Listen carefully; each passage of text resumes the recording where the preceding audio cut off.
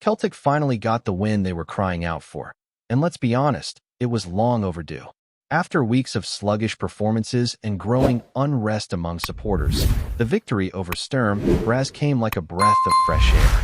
3 points in the Europa League is one thing, but more important than the result was the energy, the intent, and a bit of that Celtic identity creeping back into the performance.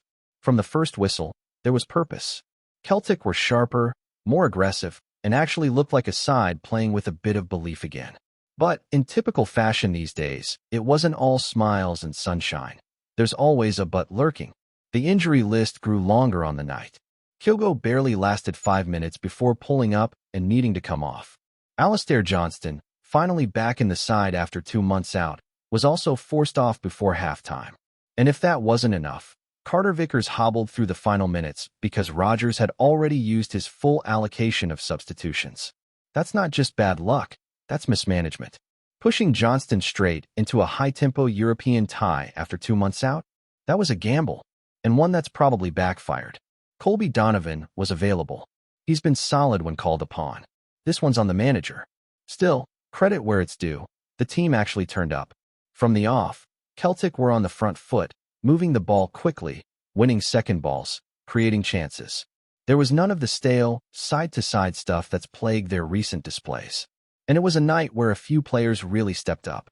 Colby Donovan in particular, still raw, still rough around the edges, brought energy, directness, and, crucially, an assist for the opening goal. His overlapping runs added width, and he showed real character throughout. And Liam Scales? Another who's had more than his fair share of stick, but he was outstanding. Solid defensively, and even better in possession. His goal, a sharp finish after a smart corner routine, capped off a proper all-round performance. His best in a Celtic shirt this season? Very possibly. In midfield, Ari Engels put in what was arguably his most complete performance so far. He controlled tempo, linked play, and delivered a sensational ball in for the second goal.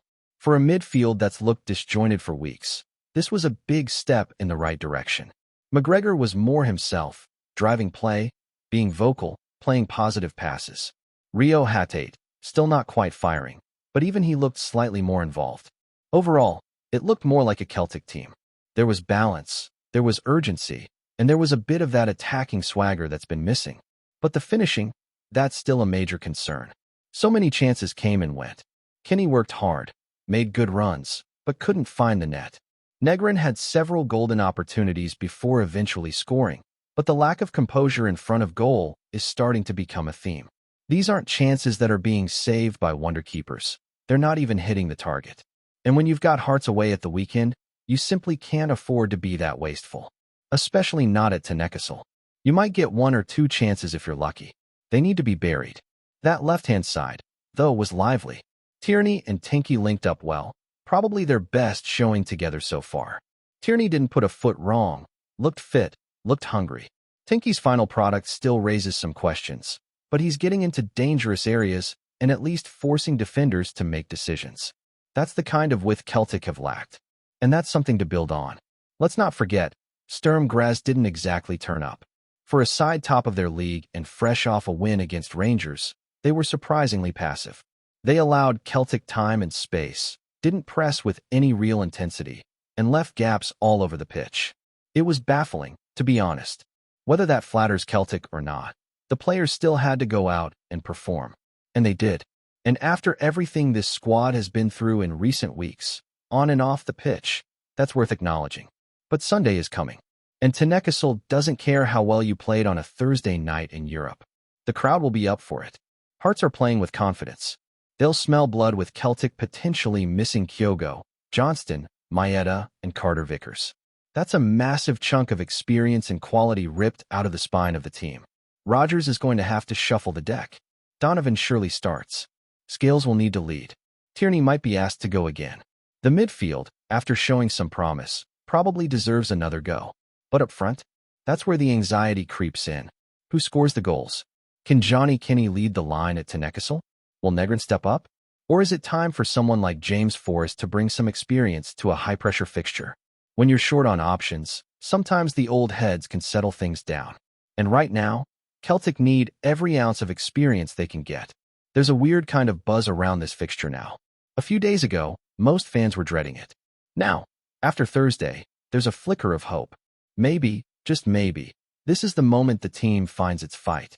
We've seen it before. When Celtic are written off, backs against the wall, that's often when they bite back. A result at Tynecastle with half the squad missing would be huge. Not just for the points, but for the belief. It would change the whole mood around the club. But get turned over, and suddenly that win against Sturm Graz fades into the background. This weekend, it's not just about 3 points. It's about momentum. It's about pride. It's about finding out who's really up for the fight. So now we look ahead to Sunday. And let's not sugarcoat it. This one's massive. Tynecastle is never an easy place to go, but in the current climate, it feels like one of those proper make-or-break afternoons. The kind of game that will either light a fire under this Celtic team or expose just how far they've slipped. And make no mistake, Hearts are licking their lips. They've got momentum, they're playing with a bit of swagger, and they've got a full house ready to roar them on. For Celtic, it's about showing guts, finding a bit of that old fight, and proving that Thursday wasn't just a fluke. Brendan Rodgers has some huge decisions to make. With Kyogo, Johnston, Maeda, and possibly Carter Vickers all likely to miss out, it's a patched-up side heading into a fixture that already comes with its own pressure. The backline will need reshuffling again. Donovan surely starts at right back, and fair enough, he's earned it. Not just for his delivery on Thursday, but for his mentality. He doesn't shy away. He makes mistakes, but he owns them and gets on with it. That sort of character is exactly what Celtic need in a place like Tynecastle, where every touch is under scrutiny. Liam Scales will need to take on the leadership role at the back.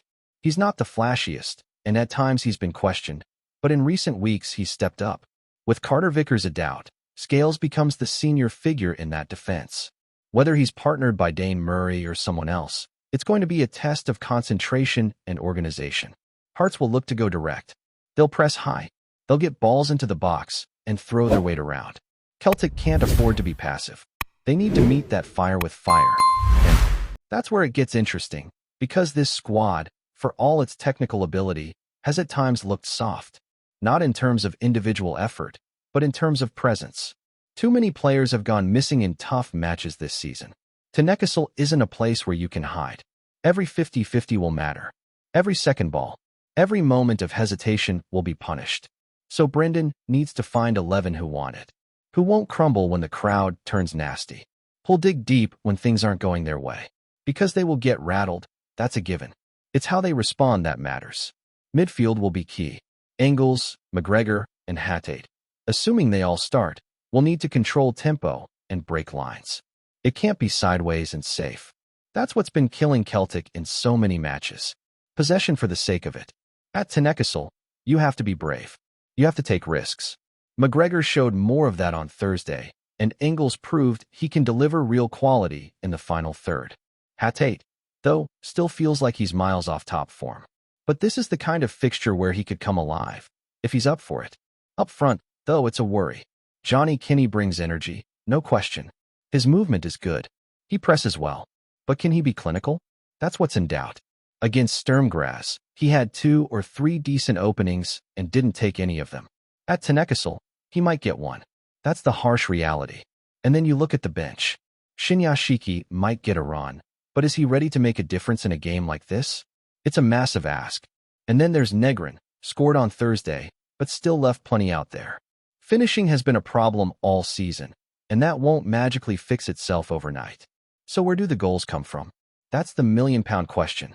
Maybe set pieces again. Engels' deliveries on Thursday were excellent, and both goals came from dead balls. If Celtic can't break teams down in open play, they have to become lethal on corners and free kicks. It's not ideal, but right now, it might be the difference between picking up points and dropping them. Hearts won't give up space easily. Celtic have to be ruthless when opportunities present themselves, however they come. There's also a case to be made for bringing in James Forrest. Maybe not for the full 90, but at least from the start to give Celtic some early threat and a bit of experience. He knows these fixtures. He's seen it all before. And when you're dealing with a youthful side, that kind of head can make a real difference. Forrest might not be the player he once was, but he still has the ability to influence big matches. Rodgers might lean on that. What's been frustrating for fans is the inconsistency. One game the team shows promise, the next they collapse. And that's where Sunday feels so important. Not just for the points, not just for the league table, but for the belief. Winning at TORINO, in this moment, with everything going against them, would be massive. It would send a message that this squad isn't done, that there's still fight in them, that Rodgers still has their backing. But lose, especially without a fight, and it feels like the spiral continues. And for all the talk of tactics and injuries, this is where the mentality comes into it. Celtic have been the top dogs in Scotland for over a decade. They're used to being the hunted. But now, they're underdogs. Hearts are being tipped. The press is turning. Fans are doubting. And this team has a chance, a real chance, to flip the narrative. Not with a polished performance. Not with flair and fancy football. But with fight. With resilience. With grit. Sometimes that's what defines a season.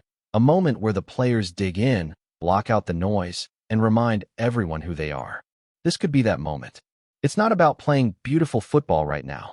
It's about standing up, taking hits, and answering back. TORINO will be hostile. The crowd will be relentless. But that's exactly the kind of environment that can galvanize a group. Celtic just need to embrace it. No excuses. No fear. And if they do manage to pull it off, if they go into that storm and come out with 3 points, then suddenly everything shifts. The conversation changes. The belief starts to creep back in. And that's what this team needs more than anything right now, belief. One result doesn't fix everything, but it can be the spark. That's why Sunday matters. That's why, despite everything, there's still something to play for. This team's at a crossroads. Let's see which way they go. The supporters will play their part too. Even away from home, the traveling fans will make themselves heard. They always do. And you can bet they'll back every tackle, every corner, every bit of pressure. The connection between the stands and the pitch has felt shaky at times this season. But this is the kind of fixture where that bond can be reignited. All it takes is one goal, one celebration, one big moment to shift the feeling again. Before we proceed, subscribe to our channel and enable notifications to receive all exclusive news about Celtic FC. Don't miss any details about your favorite team. It's extremely important for Celtic FC fans. Whispers in the football corridors of Europe are growing louder, and they all seem to point to one name: Che Adams. The Scottish striker, long admired for his tireless work rate and poacher's instinct, has reportedly severed ties with Torino, leaving the Italian side without one of their more promising forwards. Sources close to the matter suggest that the split wasn't entirely on sporting terms. There's talk of disagreements over playing time and ambitions that simply didn't align on the pitch or in the boardroom. For Celtic fans, however, this could be the start of a thrilling chapter. Rumors are circling fast that Adams is poised to don the famous green and white hoops as their number 9. The boys have been on the hunt for a striker capable of blending pace, power, and sharp finishing in the box, and many insiders are convinced Adams ticks all the boxes. A move like this would not only bolster Celtic's attacking options, but also send a statement across the Scottish Premiership. The Hoops are serious about reclaiming domestic dominance and making waves in Europe. What makes this rumor even juicier is the timing. With the transfer window ticking down, Celtic would need to move swiftly to secure Adams before other clubs with deep pockets swoop in. Fans are already imagining the possibilities. Adams linking up with familiar faces in the squad, firing off the kind of goals that get stadiums buzzing, and maybe even adding a new layer to Celtic's tactical setup. If this deal does go through, the Scottish Giants would be adding a striker with both flair and grit, a rare combination that can change the trajectory of a season. Of course, nothing is confirmed, and football insiders caution that deals like this can fall through at the last minute. But the chatter is unmistakable, and the excitement in Glasgow is tangible. Could Che Adams really become Celtic's talisman up front? The rumor mill certainly seems to think so, and if it proves true, the Hoops might just have pulled off one of the most talked about transfers of the season. Keep your eyes on Celtic Park. If Adams arrives, the Scottish Premiership could be in for a very entertaining ride. Hello, fan. Don't forget to like and subscribe to the channel, as it means a lot to Celtic FC. Also, share your opinion about the news in the comments below. See you in the next video.